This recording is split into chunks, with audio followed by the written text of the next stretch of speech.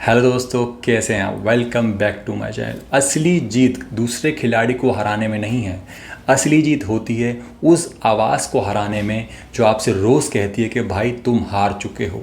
उस आवाज़ को जब हरा करके जो इंसान निकलता है वो बन पाता है चैम्पियन। जी हाँ दोस्तों, जो कहानी है मुरलीकांत पेटकर की है, जिन्होंने पैरा ओलंपिक्स में वर्ल्ड रिकॉर्ड कायम किया और देश को पहला गोल्ड मेडल जिता के लेकर के वो आए। दरअसल दोस्तों, कहानी की बात करते हैं। कहानी की शुरुआत होती है एक बूढ़े बुजुर्ग से जो अपने बेटे के साथ पुलिस स्टेशन जाता है और रिपोर्ट करता है, केस करने की धमकी देता है प्रेसिडेंट ऑफ इंडिया पे, क्योंकि वो खुद को अर्जुन अवार्ड के लायक मानता है, समझता है। बट ऐसा वो क्यों कह रहा है? क्योंकि वो चाहता है कि वो अपने लिए नहीं मांगता, वो अपने गांव की तरक्की के लिए मांगता है। क्योंकि जिसको अर्जुन अवार्ड मिलता है शायद उसके गांव की तरक्की उस टाइम पे हुआ करती थी, डेवलपमेंट हुआ करती थी।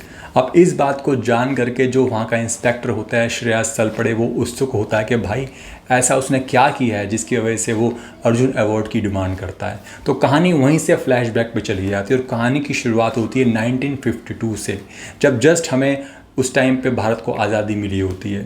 उसी दौरान खाशाबा नाम के एक व्यक्ति जो सांगली का होता है वो मेडल लेकर के आता है गांव में, और जो मुरलीकांत होता है वो खुद सांगली का होता है। तो उसका स्वागत, जो उसका भव्य वेलकम देख करके जो मुरलीकांत है, बचपन से ही उसके अंदर एक मोटिवेशन जाग जाता है कि भाई वो भी एक दिन भारत देश के लिए एक मेडल लेकर के आएगा, गोल्ड मेडल लेकर के आएगा, लोग उसकी भी तारीफ़ करेंगे, उसका भी स्वागत करेंगे। और बचपन से उसी वो ख्वाब में जीता है। और जैसे जैसे उसकी उम्र बढ़ती है, उसका जो ख्वाब होता है, जो उसकी लालसा होती है, जो उसकी एक तरह की जुनून होता है, वो बढ़ता चला जाता है। इसीलिए वो कुश्ती सीखने के लिए एक अखाड़ा ज्वाइन कर लेता है। अब वहाँ के जो लोग होते हैं सांगली के, उसको ज़्यादा भाव नहीं देते, सब चंदू चैम्पियन कह के उसको बार बार परेशान करते हैं। तो इस बात की टीज़ भी उसके अंदर रहती है और कोई भी उसको सीरियस नहीं लेता। बट कहानी में मोड़ तब आता है जब वो सांगली से भाग करके ट्रेन में चढ़ता है और वहाँ पर उसको मिलता है जर्नैल सिंह, जो उसको आर्मी में ज्वाइन करने के लिए मोटिवेट करता है। क्योंकि आर्मी में ज्वाइन करके उसको स्पोर्ट्स खेलने का मौका मिलता है। हालांकि वो पढ़ाई में बिल्कुल भी अच्छा नहीं होता, ज़्यादा उसका मन नहीं लगता और ज़्यादा वो इंग्लिश भी नहीं जानता। अब जर्नैल सिंह उसको एक नई दिशा देता है और जो उसकी कुश्ती का सपना होता है वो तो उसका हट जाता है, क्योंकि जो आर्मी है वहाँ पर कुश्ती तो होती नहीं है, वहाँ पर और स्पोर्ट्स होते हैं। और एक रास्ता मिलता है ओलंपिक्स में जाने का, और वहाँ से उसको मिलती है बॉक्सिंग करने की एक चांस। क्योंकि जो मुरलीकांत है वो शरीर से मजबूत भी है, तो बॉक्सिंग करके उसको एक मौका मिलता है कि भाई वो भारत देश के लिए गोल्ड लेकर के आएगा। और वहाँ पर उसको मिलता है विजय राज, यानी कि टाइगर अली, जो उसको कोच करता है, जो उसको ट्रेन करता है। हालांकि दोस्तों, जब वो बॉक्सिंग करता है तो बहुत अच्छा प्रदर्शन करता है, मगर वहाँ पर उसको गोल्ड मेडल जीतने को नहीं मिलता, वो सिल्वर से ही उसको संतुष्ट होना पड़ता है। कुछ ऐसी छोटी मोटी गलतियाँ हो जाती है जिससे जो विजय राज होता है उससे खफा हो जाता है। अब उसी दौरान 1965 आ जाता है और पाकिस्तान भारत पे हमला कर देता है। और ऑफकोर्स जो चंदू है, जो मुरलीकांत है, वो आर्मी में तो होता ही है। तो आर्मी में उसको 9 गोलियाँ लग जाती हैं वॉर के दौरान, और 9 गोलियों के लगने से वो कोमा में चला जाता है 2 साल के लिए। और यहीं पर ही उसकी लाइफ में एक नया मोड़ आ जाता है। उसका निचला हिस्सा होता है वो पैरालाइज हो जाता है, वो पूरी तरीके से टूट जाता है, पूरी तरीके से वो डिमोटिवेट हो जाता है और कोई भी उसको ज़िंदगी का नया सहारा नहीं मिल पाता। हालांकि वो एक स्पोर्ट्समैन है, चाहता है कि वो देश के लिए खेले, बट जो उसकी निचला हिस्सा है वो अब बेकार हो चुका है। अब कहानी में फिर दोबारा ट्विस्ट आता है। वो कई बार मर के बसता है तो उसको लगता है कि भाई ईश्वर ने शायद कुछ नया ही सोचा है उसके लिए। अब फिर दोबारा विजय राज की एंट्री होती है उसको मोटिवेशन देने के लिए, बट इस बार वो बॉक्सिंग के तौर पे नहीं आता। इस बार उसको एक नई दिशा देने के लिए वो उसकी लाइफ में आता है और समझाता है कि देख, जिस दारा सिंह को अब तूने अपनी इंस्पिरेशन बनाया था, वो खुद 40 साल की उम्र में हार नहीं मान रहा, तो तूने कैसे हार मान ली? उठ खड़ा हो और पैरा ओलंपिक्स की तैयारी कर, और तेरे पास चांस है गोल्ड मेडल जीतने का। बट इस बार वो बॉक्सिंग के लिए तैयारी नहीं करता, इस बार वो करता है स्विमिंग के लिए तैयारी।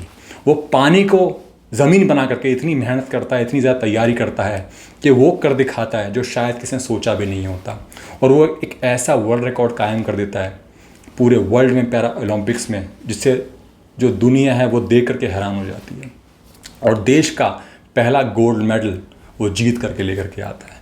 दोस्तों, पूरी कहानी यही है और इतनी बढ़िया बायोपिक है ना कि आपको ये फिल्म देखनी चाहिए। कैसे उसकी ज़िंदगी में बार बार उतार चढ़ाव आते हैं और ऐसा सिचुएशन उसकी लाइफ में आ जाती है कि वो आत्महत्या करने की भी सोचता है, और उसके बाद जो उसको एक मोटिवेशन मिलता है, अपने जितने भी उसकी मुसीबतें होती हैं, जो उसकी लाइफ में प्रॉब्लम्स आई होती है, उसको पीछे हटा करके वो आगे बढ़ता चला जाता है। क्या गजब की फिल्म है दोस्तों।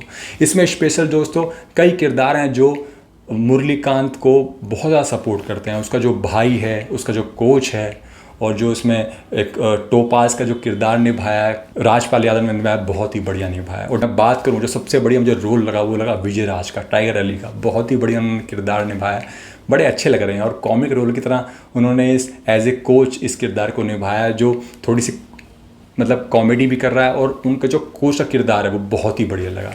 और भाई एक्टिंग के मामले में कार्तिक आर्यन ने इस किरदार को जिया है भाई। क्या एक्टिंग करी है, क्या उनकी डायलॉग डिलीवरी है, क्या फेस एक्सप्रेशन है, जैसे महाराष्ट्र के लोगों के होते हैं ना, उन्होंने इस किरदार को दिन रात पल पल जिया है। और मेरे हिसाब से ना उनकी लाइफ का सबसे बेहतरीन रोल है जो उन्होंने निभाया है, बहुत ही बढ़िया। और जो बाकी और किरदार हैं, यशपाल शर्मा और जो जनरल सिंह के किरदार में हैं, उन्होंने बहुत बढ़िया काम किया। बाकी जितने भी किरदार हैं सब ने बहुत बढ़िया काम किया। भाई साहब ऐसी फिल्में बनती रहनी चाहिए, इससे पता लगता है कि वाकई में रियल सिनेमा ज़िंदा है। जाके देखो, बहुत बढ़िया फिल्म है यार। और जाने से पहले मेरे चैनल को आप ज़रूर सब्सक्राइब कर देना। आप सब्सक्राइब नहीं करते और बेल आइकन ज़रूर प्रेस किया करो, ताकि आपको नए वीडियोज़ की नोटिफिकेशन मिल सके। चलता हूँ दोस्तों, जय हिंद।